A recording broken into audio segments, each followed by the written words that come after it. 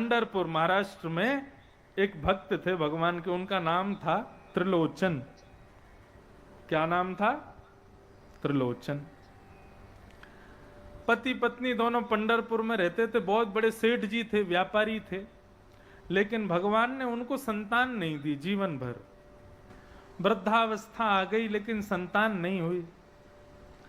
लेकिन इस बात का उन दोनों को बिल्कुल भी कष्ट नहीं था। बंधुओं देखो, ठाकुर जी संतान दें तो भगवान की कृपा, और ठाकुर जी संतान नहीं दें तो भगवान की बहुत बड़ी कृपा। क्यों? संतान दें तो चलो ठाकुर जी ने तुमको एक तुम्हारा ख्याल रखने वाला, तुमसे बात करने वाला, तुम्हारा हालचाल पूछने वाला, तुमको खिलाने वाला, तुम्हारे साथ खेलने वाला एक पुत्र दे दिया भगवान ने। लेकिन जिसको ठाकुर जी ने संतान नहीं दी, ठाकुर जी कहते हैं तुम किसी को तुमको ख्याल रखने वाला क्यों चाहिए? तुमको खेलने वाला, खिलाने वाला पुत्र दूसरा क्यों चाहिए? जो जो तुम अपने पुत्र के साथ करना चाहते हो वो मेरे साथ करो। मैंने तुमको संतान इसलिए नहीं दी क्योंकि मैं चाहता हूं कि जो सुख उस पुत्र को मिले वो तुमसे मुझको मिले। मैंने इसलिए तुमको संतान नहीं दी। लोग नकारात्मक बुद्धि रखते हैं। अरे हमारी बहू अपसगुन है, उसको बालक नहीं हुआ, वो शुभ नहीं है, ये नहीं है, वो नहीं है, इस पे कौन सा दोष चल रहा है, पूछेंगे, पत्रा निकलवा के अनुष्ठान करवाएंगे, हमारे बालक हो जाए घर में। ठीक है, सबकी अपनी स्थिति है, सब करना चाहिए। लेकिन यदि ठाकुर जी अनेक प्रयासों के बाद भी संतान नहीं देते, पुत्र पुत्री आदि कुछ नहीं दे रहे, तो फिर ठाकुर जी को ही अपना पुत्र मानो। जिस संबंध को ठाकुर जी ने आपसे दूर किया वो इसलिए किया क्योंकि उस संबंध के स्थान पर ठाकुर जी बैठना चाहते हैं। ये विचार रखो मन में। तो त्रिलोचन जी को कोई संतान नहीं थी। त्रिलोचन जी और उनकी पत्नी दोनों वृद्धावस्था को प्राप्त हो गए। उन्होंने एक नियम बना लिया। क्या? श्री पंडरीनाथ भगवान, विट्ठल भगवान के दर्शन करने को आने वाले जितने भी वैष्णव भक्त वृंद हैं, जितने भी संत वृंद हैं, उनको मुफ्त में भोजन कराते थे दोनों, अपने घर में बुला के। सबका भोजन बनाना और अपने हाथों से खिलाना। बहुत ध्यान से सुनिएगा सब लोग। करते करते करते महाराज इतनी भीड़ होने लगी उनके यहाँ पर संतों की, इतना स्वाद से भोजन कराते, इतना बढ़िया भोजन कराते, संतों को बड़ा आनंद आता। संत और जगह जाते तो उनसे कहते, अरे भाई तुम पंढरपुर जा रहे हो? बोले हाँ। बोले त्रिलोचन नाम के सेठ रहते हैं, उनके यहाँ प्रसादी पाना बहुत बढ़िया है। लेकिन एक दिन स्थिति ऐसी हो गई कि त्रिलोचन जी और उनकी पत्नी दोनों जब वृद्ध होने लगे तो अब उनसे ज्यादा मेहनत नहीं हो पाती, ना भोजन बन पाता, ना परोसवाई हो पाती, ना ज्यादा कुछ भी नहीं कर पाते। तो उन्होंने अपने घर के बाहर एक बैनर टांग दिया और उस पर लिख दिया कि सेवा के लिए एक सेवक की जरूरत है। किसी को सेवा करनी हो, हमारे संग सेवा में हाथ बटाना हो, तो कोई सेवक अंदर आ जाए, हम उसको नौकरी पर रख लेंगे। बंधुओं, घर की साफ सफाई के लिए, हमारे कमरों की साफ सफाई के लिए, हमारे वस्त्रों की साफ सफाई के लिए, हमारी गाड़ी धो दे आदि, इन सब के लिए यदि आपको सेवक चाहिए तो फिर तो कोई नौकर मिलेगा आपको। लेकिन आपने बाहर टांग दिया कि भाई संतों की सेवा के लिए, ब्राह्मणों की सेवा के लिए, वैष्णव जनों की सेवा के लिए हमको सेवक चाहिए, तो सेवक के रूप में साक्षात ठाकुर जी आएंगे। फिर ठाकुर जी कहेंगे भाई संत सेवा, वैष्णव सेवा, ब्राह्मण सेवा ये मैं किसी और को क्यों दूं, ये तो मैं ही करूंगा। त्रिलोचन जी ने अपने घर के बाहर लिख दिया, संत वैष्णव संत जनों की सेवा के लिए एक सेवक की जरूरत है। पंडरीनाथ भगवान मंदिर में बैठे थे, मन में विचार करने लगे, बोले इसके लिए हमसे बढ़िया सेवक कोई नहीं मिलेगा। और नन्हे से बालक बन गए श्री पंडरीनाथ भगवान। ऊंची धोती पहनी, एक पटका यहां पर डाला और छोटे से पंडरीनाथ भगवान पहुंच गए त्रिलोचन के यहां। त्रिलोचन ने देखा बड़ा सुंदर सा एक बालक सामने से, ऊंची धोती पहन करके, पैरों में कड़ूले पहन रखे हैं, एक स्वाफा डाल रखा है और बड़ी सुंदर मुस्कान, बड़े सुंदर इसके नेत्र। बोले अरे बालक कौन हो तुम? बोले हमारा नाम है अंतर्यामी। अच्छा, बड़ा सुंदर नाम है, किसने रखा तुम्हारा नाम? बोले किसी ने नहीं, हमने खुद रखा अपना नाम। अच्छा, तुम्हारे माता पिता कौन है? बोले हमारे कोई माता पिता नहीं। दोनों बैठ के हंसने लगे हुए। छोटा सा बालक कितनी बड़ी बड़ी बातें करता है। अच्छा, तुम्हारे माता पिता नहीं है? बोले होंगे भी तो हमको पता नहीं है, हम जब से हैं अकेले हैं। अच्छा, क्या करते हो? बोले आप बताओ क्या करवाना है? बोले हमारे यहाँ और तो कुछ नहीं होता बेटा, बस संतों की सेवा, ब्राह्मणों की सेवा, वैष्णव जनों की सेवा, यही हमारे यहाँ। तो बोले ये तो मेरा जन्म जन्म जन्म जन्म सिद्ध अधिकार है, ये तो मैं जन्मों से करता आ रहा हूं। त्रिलोचन जी हंसने लगे। देवी इसकी बातें सुनो, बातें कितनी बढ़िया बनाता है। बोले सेठ जी अब समय नहीं हमारे पास, हमको बताइए क्या करना है, हम सेवा करने के लिए तैयार हैं। त्रिलोचन जी बोले देखो बेटा, हम दोनों बुढ़े हो गए, यहाँ बहुत संत आते हैं, उनके लिए भोजन बनाना, सब्जी बनाना, सबको परोसना, फिर सबके झूठे बर्तन उठाना, ये सब सेवा होती है। जितना हमसे होगा हम करवाएंगे, बाकी तुमको अकेले करना पड़ेगा।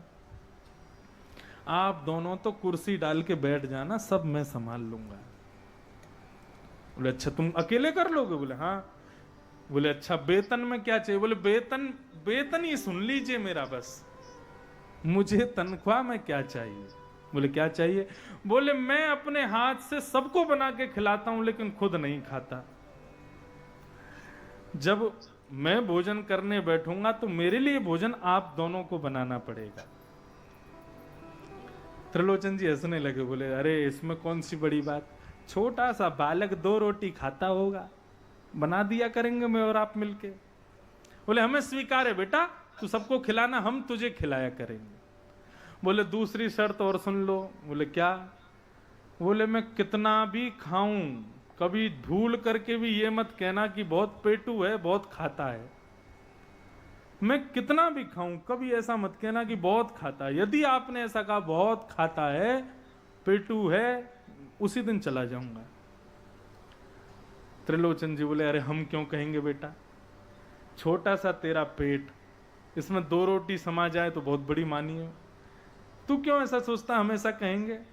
बोले नहीं, बस मैंने 2 शर्तें अपनी रख दी, यही मेरी वेतन है, यही मेरी तनख्वाह है।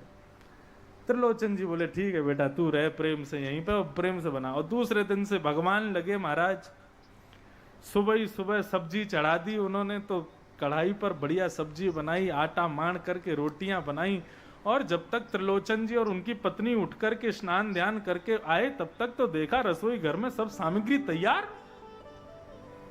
देवी देखना, पंडरीनाथ भगवान ने, विठल भगवान ने कितना बढ़िया सेवक दिया। अभी तो हम उठे हैं, स्नान ध्यान करके अपना सब आए हैं, इसने सब तैयारी भी कर दी। बोले बेटा सब तैयारी? बोले सेठ जी सब तैयार है, आओ, अभी संतों को आने में थोड़ी देर है, दर्शन अभी खुले, दर्शन बंद होंगे तब सब आएंगे, तब तक बैठो, आपकी थोड़ी मालिश कर दूं।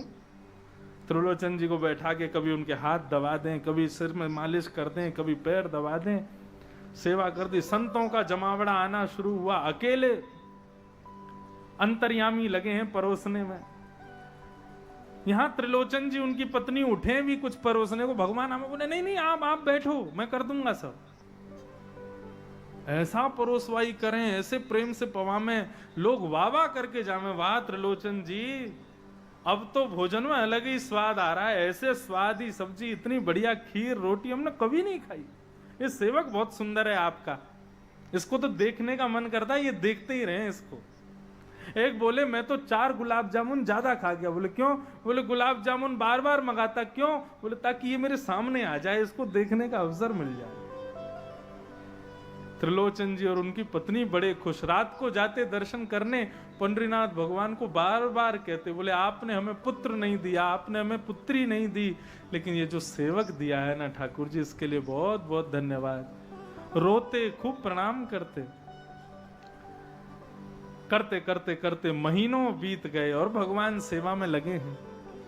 दिन त्रिलोचन जी की पत्नी अपने पड़ोस में कुछ बातचीत करने, सब इकट्ठी हो गई महिलाएं, सब बातें करती हैं, तो वहीं त्रिलोचन जी की पत्नी पहुंच गई। जा करके बैठ के बातें करने लगे तो सब गली मोहल्ले की माताओं ने कहा, बोले देखो तुम्हारे यहाँ सेवक बहुत बढ़िया आया है। बोले अच्छा वो अंतर्यामी है? बोले हाँ, अरे उसको तो महाराज पूरा पूरा पंढरपुर उसका दीवाना हो गया। वो गली से निकलता है तो हम तो अटारी से खड़े होकर उसको देखते हैं, कितना सुंदर लगता है। उसकी भोजन की प्रशंसा, हम तो बच्चों को भेज देते हैं, बेटा कटोरी में थोड़ी सब्जी लिया, अंतर्यामी ने बनाई है, बहुत स्वादिष्ट, बहुत सेवा करता है। बोले हाँ सेवा तो बहुत करता है। बोले लेकिन हमको एक चीज समझ में नहीं आई, जब से वो अंतर्यामी आया है आपके घर, सेठ जी तो बढ़िया हो गए, उनका शरीर बढ़िया हो गया, बिल्कुल जो है इतने बुढ़ापे में भी उनकी झुर्रियां उर्रियां सब बिल्कुल ठीक हैं, लेकिन आप बड़ी पतली हो गई हो, बड़ी दुबली हो गई हो, आपका शरीर क्यों सूख रहा है? वो बोली अरे अब क्या बताऊं, संतों को खूब प्रेम से खिलाता है, खूब बढ़िया बनाता है, उसके बाद फिर त्रिलोचन जी की सेवा भी करता है, लेकिन उसकी एक कमी है। बोले क्या? बोले वो सबको खिलाता है लेकिन उसको मुझे खिलाना पड़ता है।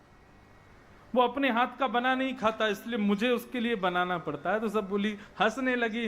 बोले छोटा बालक है, 2 रोटी 4 रोटी खाता होगा। बोले 2 रोटी नहीं खाता वो तो? बोले ऐसे नाप के रोटियां खाता है। पेट है कि कुआं है कि समुद्र है कि नदी है, इतना खाता है, इतना खाता है, इतना खाता है, जाने कहां जाता है भोजन पता ही नहीं चलता। वो सबकी सेवा करता है लेकिन उसकी सेवा मुझे करनी पड़ती है, इसलिए मैं सूख रही हूं, इसलिए मैं पतली हो गई हूं। अब जहां इन्होंने कहा इतना खाता है, अंदर कार्य कर रहे अंतर्यामी भगवान वहां से अंतर ध्यान हो गए। और जैसे ही अंतर ध्यान हुए, रात्रि में त्रिलोचन जी खोजने लगे, अंतर्यामी बेटा अंतर्यामी। घर में खोजा, कमरों में देख लिया, रसोई घर में देख लिया, लेकिन अंतर्यामी कहीं नहीं मिला। छत पर जाकर के ढूंढने लगे, मेरा अंतर्यामी कहां चला गया। गलियों में जाकर के पूछें, पड़ोसियों से पूछें, घर घर जाके पूछें, हमारा अंतर्यामी देखा। पूरे पंढरपुर में खोज लिया लेकिन अंतर्यामी नहीं मिला। त्रिलोचन जी के हाथ पांव कांपने लगे, घबराहट होने लगी, मेरा अंतर्यामी कहां चला गया। पत्नी से कहने लगे, देवी आज अंतर्यामी नहीं दिख रहा, मेरा मन नहीं लग रहा, कहां है वो। बोले पता नहीं, मैं भी सुबह से ढूंढ रही हूं। दोनों आपस में बैठे थे, चिंतन कर रहे थे, जाने क्या हो गया, कहां चला गया, पता नहीं अभी तक आया नहीं। रात्रि में त्रिलोचन जी ने पत्नी से पूछा, देवी कहीं तुमने किसी से कुछ ऐसा तो नहीं कहा कि अंतर्यामी बहुत खाता है या उसने बहुत भोजन किया है या ऐसा कुछ। त्रिलोचन जी की पत्नी के नेत्र सजल हो गए। बोले नाथ क्षमा करिएगा, मुझे अभी याद आया, मैंने शाम को हम सब माताएं चर्चा कर रही थी, तब मैंने कह दिया था हंसी हंसी में कि वो बहुत खाता है, उसको मुझे बना के खिलाना पड़ता है। त्रिलोचन जी समझ गए कि ये जरूर उसी बात से चला गया। नंगे पांव चल करके आधी रात में पंढरनाथ भगवान के मंदिर में पहुंच गए त्रिलोचन जी।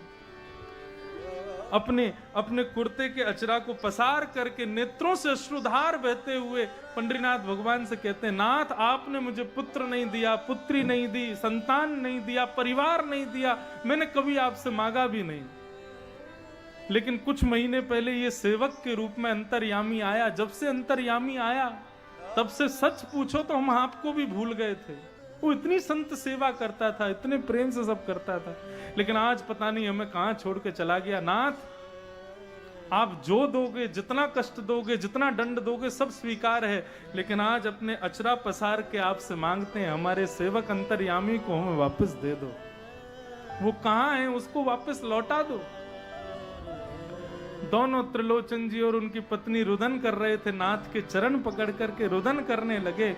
इतने में ही आवाज आई, सेठ जी। जैसे ही त्रिलोचन जी ने सुना, बोले ये तो अंतर्यामी की आवाज है। पीछे मुड़ करके देखने लगे तो कहीं दिखा नहीं। फिर से आवाज आई, सेठ जी। जैसे ही पीछे मुड़ करके देखा तो मंदिर के मुख्य गर्भगृह में भीतर पंढरीनाथ भगवान के जगह पर वो अंतर्यामी खड़ा हुआ। अंतर्यामी को पंडरीनाथ भगवान के रूप में देख करके त्रिलोचन जी जान गए कि हमारे यहाँ संत सेवा, ब्राह्मण वैष्णव सेवा और मेरी सेवा, ये कोई साधारण बालक नहीं कर रहा था, ये तो हमारे पंडरीनाथ कर रहे थे। और ये दर्शन करते ही त्रिलोचन जी और उनकी पत्नी दोनों ने अपने देह का परित्याग किया और श्री विठ्ठल भगवान में ही विलीन हो गए।